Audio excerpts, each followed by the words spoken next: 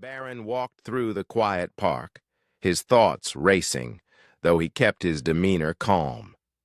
The peacefulness of the surrounding trees and the distant sounds of children playing helped him clear his mind. It was strange. Just days ago, he was thrown into a situation that he never wanted to be part of. But now, standing here, he felt something different. He didn't feel like the son of a former president, a figure under constant scrutiny. He felt like himself. Barron Trump. No labels, no expectations, just him.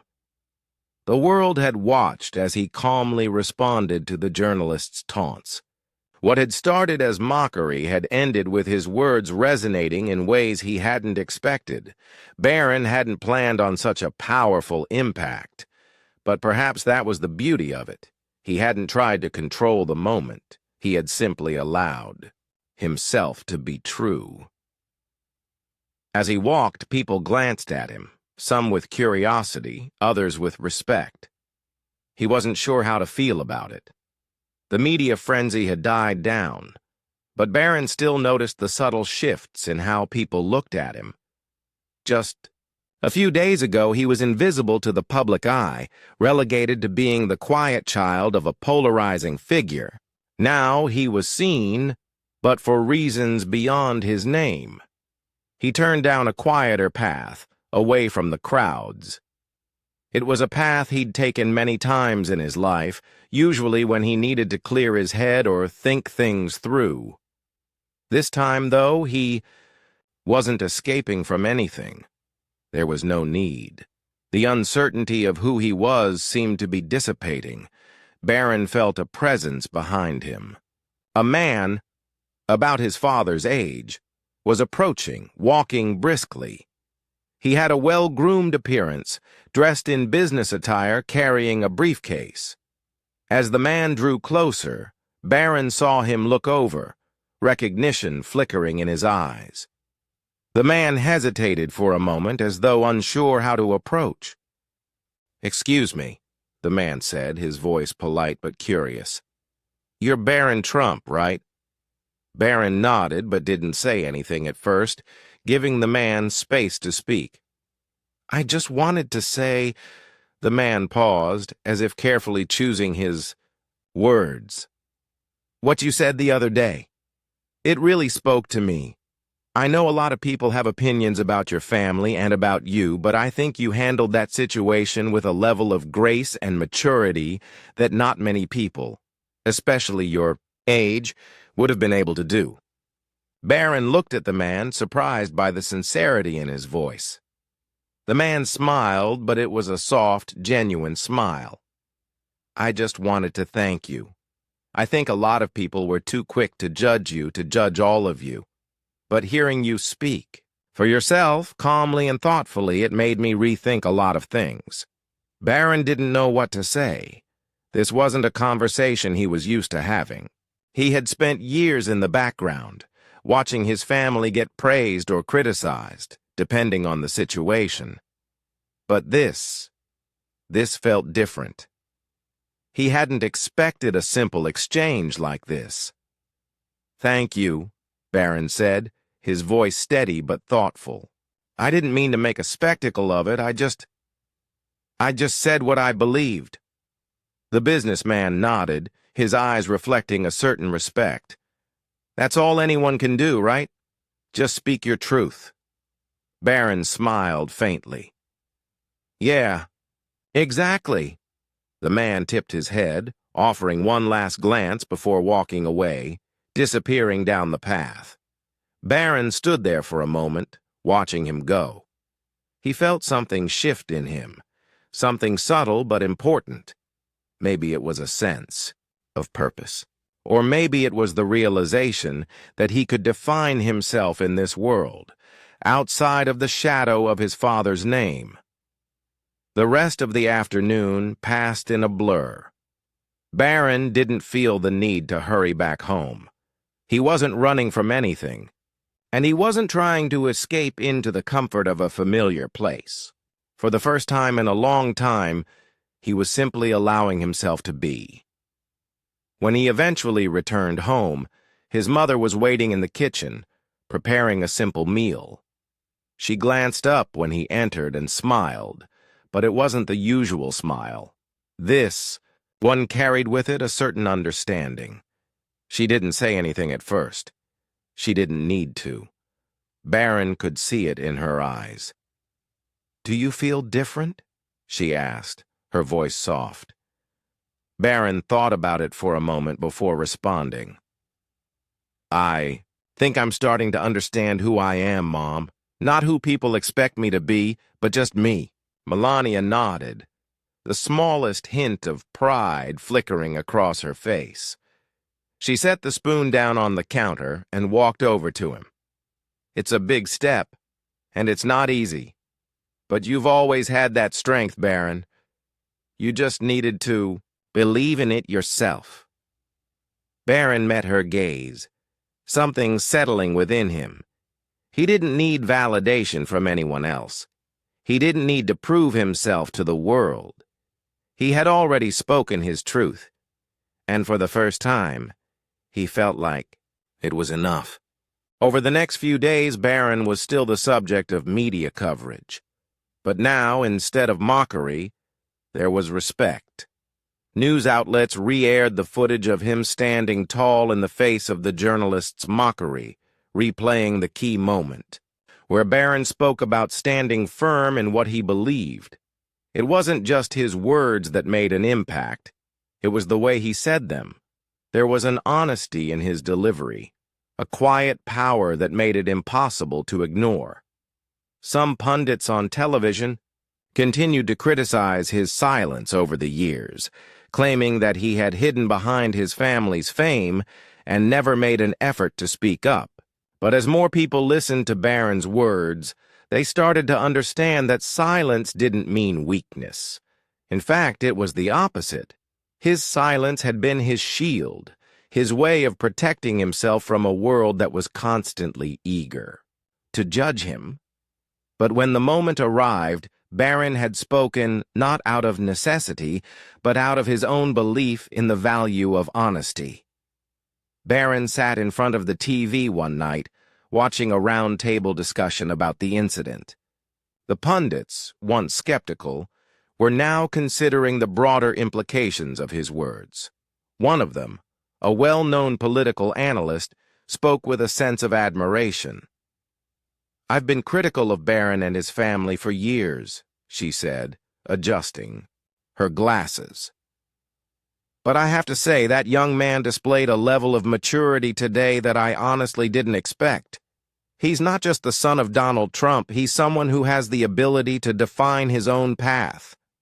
Barron leaned back in his chair, a small, contented smile on his face. It felt strange to hear such words directed at him.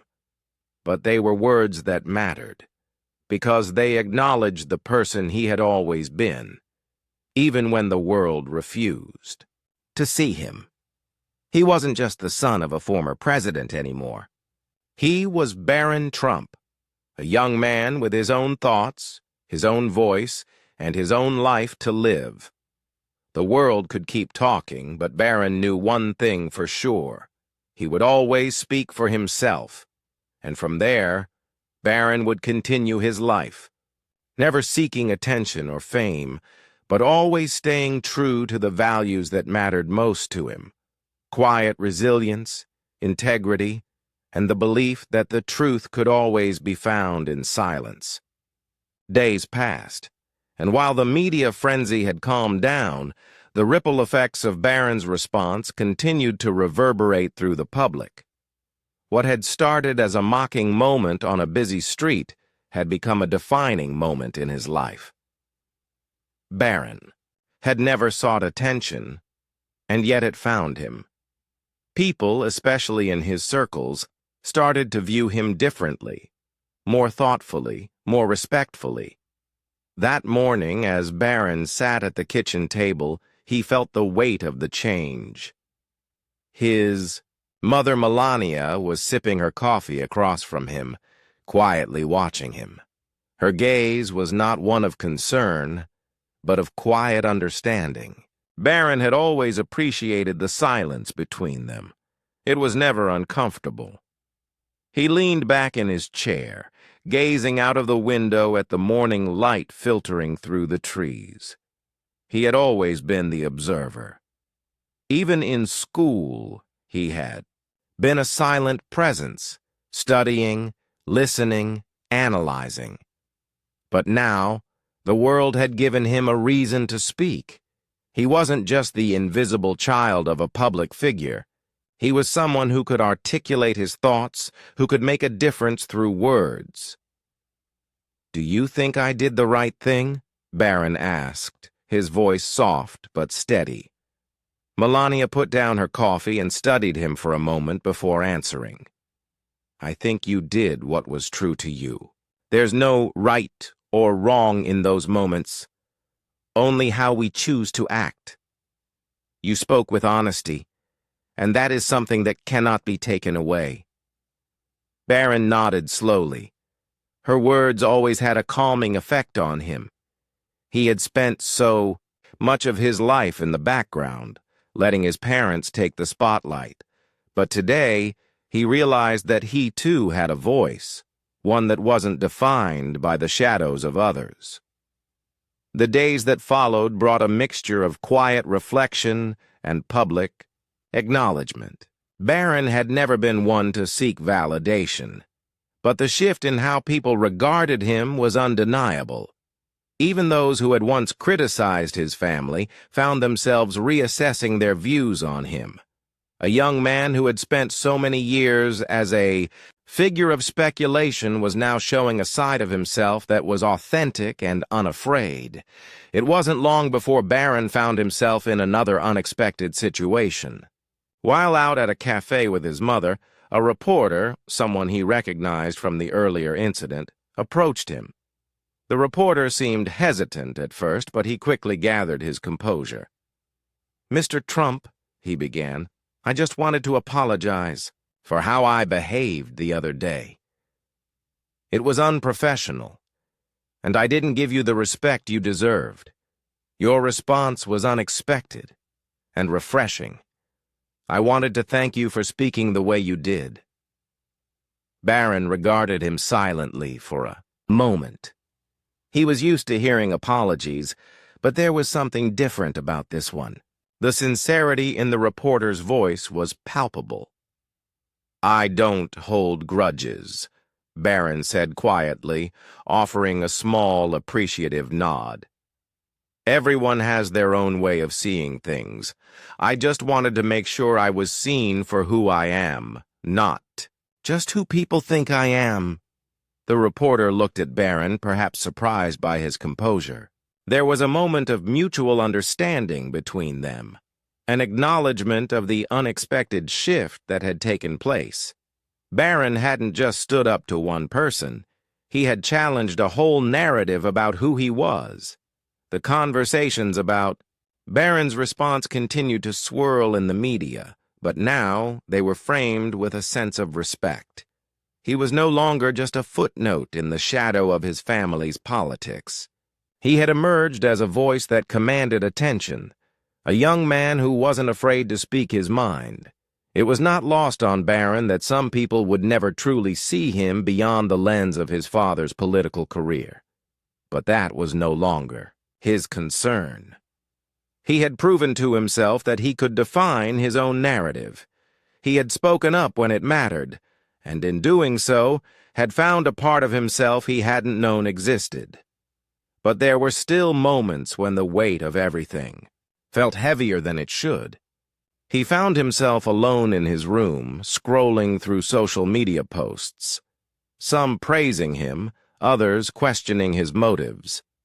The mix of admiration and criticism was overwhelming at times, but Barron had learned to navigate it with quiet resolve. He understood that public perception was always fluid, always changing. He could only control how he responded to it. One evening, as the sun set and cast a golden glow over the room, Barron sat at his desk, his journal in front of him. He had written pages before, but tonight, the words came easily. The world can't. Define who I am.